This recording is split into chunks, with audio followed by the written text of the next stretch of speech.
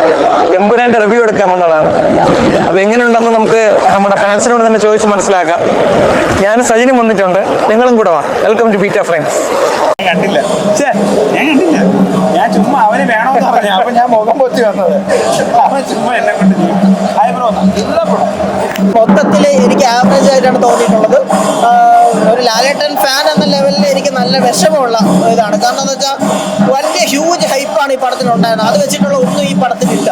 അതുപോലെ തന്നെ വളരെ നോർമലായിട്ടുള്ള സാധാ പടത്തിൻ്റെ സ്ക്രിപ്റ്റ് ഭയങ്കര വീക്കാണ്. മുരളി ഗോപിയുടെ സ്ക്രിപ്റ്റ് ഇത്രത്തോളം വീക്കാവുമെന്ന് ഞാൻ പ്രതീക്ഷിച്ചില്ല.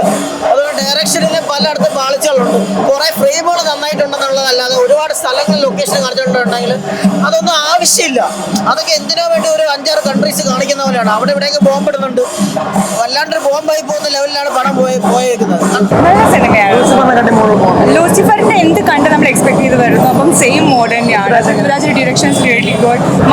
മമ്മൂട്ട് പിന്നെ Mohanlal he's actually back. Sorry, അത് കട്ട് ചെയ്യണേ. ഒരു കയ്യബദ്ധം നാറ്റുകരുത്. എന്താണത്? ആക്ഷൻ കൊണ്ട് മാത്രം ജീവിക്കുന്ന ജീവിയാ. സിനിമ തുടങ്ങുന്നത് തന്നെ ഇപ്പം പൃഥ്വിരാജിന്റെ പല ഇന്റർവ്യൂസിനും പറഞ്ഞിരുന്നത് സിനിമയുടെ ആദ്യ ഒരു 25-30 അരമണിക്കൂറോളം എന്ന് വെച്ച് കഴിഞ്ഞാൽ വെറും ഒരു ഹിന്ദി സിനിമ കാണുന്ന ഒരു പ്രതീതിയായിരിക്കും. അത് ശരിക്കും അങ്ങനെ തന്നെയാണ്. സിനിമയുടെ തുടക്കത്തിലാണെങ്കിൽ നമ്മൾ പണ്ട് ഇന്ത്യയിൽ നടന്ന ഒരു സംഭവം, ആ സംഭവത്തിനെ കണക്ട് ചെയ്തുകൊണ്ടാണ് അതിനെ ഒരു അപ്രപാളിയിൽ ഒരു റീക്രിയേറ്റ് ചെയ്യുന്നത് പോലെ കാണിക്കുന്നുണ്ട്. അതത്രയും നല്ല രീതിയിൽ തന്നെ വന്നിട്ടുണ്ട്. കാരണം ആ സീനിൽ വരുന്നതെല്ലാം ഹിന്ദി ആക്ടേഴ്സ് മാത്രമാണ്. അപ്പം അത്രയും നേരം ഹിന്ദി നമുക്ക് നന്നായിട്ട് അറിഞ്ഞിട്ടുണ്ടെങ്കിൽ നമ്മളിങ്ങനെ സബ് ടൈറ്റിൽ വായിച്ചുകൊണ്ടിരിക്കണം. ഭാഗ്യത്തിന് നിർഭാഗ്യത്തിന് എനിക്ക് ഹിന്ദി കേട്ടതെല്ലാം മനസ്സിലായുണ്ട്. ആ ഭാഗങ്ങളൊക്കെ നല്ല രീതിയിൽ തന്നെ കണക്ട് ആയി. അതിൽ ഒത്തിരി ഇമോഷൻസ് ഉണ്ട്. ആ ഇമോഷൻസ് നമ്മൾ മനസ്സിലാക്കി കഴിഞ്ഞാൽ മാത്രമേ പിന്നെ സിനിമയുടെ അങ്ങോട്ട് പല ഭാഗങ്ങളിലും നമുക്കതൊരു എഫക്റ്റ് വരുന്നുള്ളൂ. അതുപോലെ തന്നെ പൊളിറ്റിക്സിനെ കുറിച്ച് പറയുകയാണെങ്കിൽ ലൂസിഫറിൽ പൊളിറ്റിക്സിനെ കുറിച്ച് പറയുന്നുണ്ടെങ്കിൽ കൂടെ തന്നെ ഒരു വലിയൊരു മേമ്പടി ഇട്ട് കുറച്ച് കാര്യങ്ങൾ ഇങ്ങനെ പറഞ്ഞു പോകുന്നുണ്ടായിരുന്നുള്ളൂ. ഇതെന്ന് വെച്ച് കഴിഞ്ഞാൽ ലെഫ്റ്റ് സിനിമ നിങ്ങൾ കണ്ടിട്ടുണ്ടെങ്കിൽ അറിയായിരിക്കാം എങ്ങനെയായിരിക്കും അങ്ങനത്തെ ഡയലോഗ്സ് ഉള്ളത്. ഇത് അതേ രീതിയിൽ തന്നെയുള്ള ഒരു കുറേ കാര്യങ്ങൾ ഇതിനകത്തുണ്ട്. ഇതൊന്നും മാത്രമല്ല, ഇന്ന് കേരളത്തിൽ സംഭവിക്കുന്ന കുറേ കാര്യങ്ങളും ഒരുപക്ഷെ നാളെ സംഭവിക്കാൻ സാധ്യതയുള്ള കാര്യങ്ങൾ പോലും ഇതിനകത്ത് പറഞ്ഞു വെക്കുന്നുണ്ട്. അതിന് ഒരു പാർട്ടിയെയും അവർ ഒഴിവാക്കുന്നില്ല. അത് ആരെയും ട്രോളുകയോ അല്ലെങ്കിൽ മോശമായി കാണിക്കുന്നതോ അങ്ങനെയല്ല. ഇന്ന് എന്താണ് സംഭവിക്കുന്നത് അത് കറക്റ്റായിട്ട് കാണിക്കുന്നുണ്ട്. പിന്നെ അതുപോലെ തന്നെ എബ്രഹാം ആറാണ് ആ ഒരു കാര്യം കാണിക്കുന്നുണ്ട്. അപ്പം പിന്നെ കുറേ നേരത്തേക്ക് ഹോളിവുഡ് ലെവലിലേക്ക് പോവാണ് സിനിമ. അതായത് നമ്മൾ കേരള ഹോളിവുഡ് ഇങ്ങനെ എല്ലാവരും മിക്സ് ഒരു ഇതിലാണ് എടുത്തിരിക്കുന്നത് സിനിമ. ഒരു ഇന്ത്യൻ പൊളിറ്റിക്സിനെ ഒരു ഫോർത്ത് പാർട്ടി പെർസ്പെക്റ്റീവ് കാണുന്ന ഒരു സിനിമ. നിങ്ങൾ വിചാരിക്കാത്ത ആളിലും വിചാരിക്കാത്ത ക്ലൈമാക്സ്. കുഴപ്പമില്ല, കൊള്ളാം, നല്ല പടം. സൂപ്പർ പടമല്ലേ? അടിപൊളി. പൃഥ്വിരാജ് പൊളി. രാജമൗലി ഉള്ളതുപോലെ അല്ലെങ്കിൽ പ്രശാന്തിയിൽ പോലെ നമുക്ക് മലയാളത്തിൽ അഭിമാനിക്കാൻ വേണ്ടിയിട്ട് പൃഥ്വിരാജ് എന്ന് പറഞ്ഞ ഡയറക്ടറെ കിട്ടിയിട്ടുണ്ട്. നല്ല രീതിയിൽ ചെയ്യണം. മേക്കിംഗ് ഭയങ്കര രസമില്ല, ഒരു രക്ഷയില്ല. മേക്കിംഗ് ഭയങ്കര രസമായിട്ട് ചെയ്തിട്ടുണ്ട്. നല്ലൊരു പടം. അതിനെപ്പറ്റിയൊന്നും അറിയത്തില്ല, ഓടിയുള്ള കണക്കൊന്നും പറയാൻ നമ്മളില്ല. പക്ഷേ നല്ലൊരു പടം, നല്ല നമുക്ക് എൻജോയ് ചെയ്ത് കാണാൻ പറ്റും. നല്ലൊരു പടം. ലൂസിഫറിന് മേലെ നിൽക്കുന്നു. നല്ല മേക്കിംഗ് ഒക്കെ നല്ല സൂപ്പറായിട്ട്.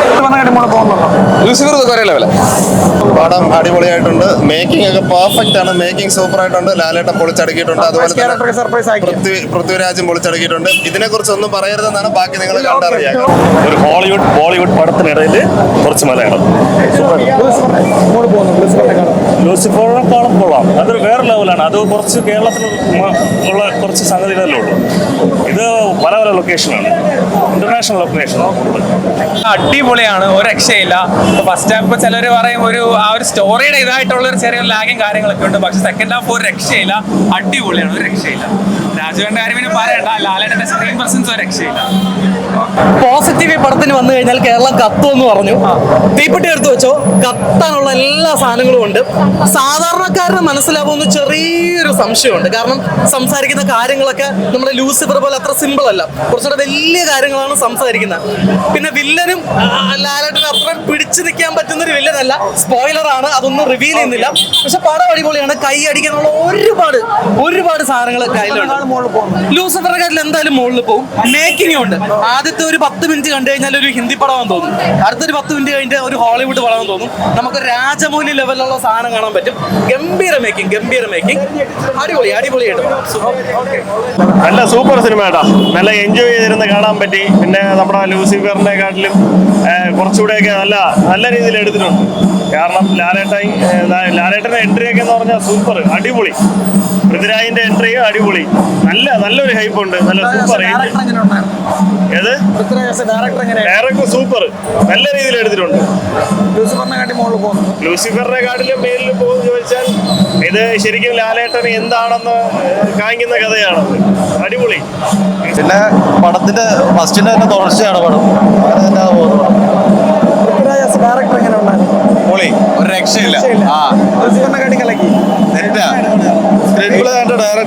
ഡയറക്ഷൻ പിന്നെ ഫ്രെയിംസ് എല്ലാം ഇന്റർനാഷണൽ ലെവലുള്ള ഫ്രെയിംസ് ആണ്. പിന്നെ ഒറ്റക്കാരും പലരും പ്രതീക്ഷിച്ച ആളല്ല വില്ലൻ, അത്രേ ഉള്ളൂ. പിന്നെ എന്തായാലും അടിപൊളിയാണ് പടം, സൂപ്പർ. ഞാൻ പ്രതീക്ഷിച്ച ആളല്ല, ഞാൻ പ്രതീക്ഷിച്ച ഷാരൂഖ് ഖാനൊക്കെ ഹോളി ലെവലിൽ വെറുതെടുത്താണ്. അത്രയും എന്താ പറയുക, ഹക്കുകളെന്ന് പറഞ്ഞു അവിടെ പറഞ്ഞ് നടന്ന്. അപ്പോൾ റിവ്യൂ നമ്മളെല്ലാവരും കേട്ടിട്ടുണ്ട്. ഇതിന് എങ്ങനെയാണെന്ന് നിങ്ങൾ കണ്ടു തന്നെ വിലയിരുത്തണം. ഓക്കെ, കൂടുതൽ റിവ്യൂസിനും വീഡിയോസിനായി ബീറ്റ ഫ്രണ്ട്സ് ഫോളോ ചെയ്യുക. ബൈ.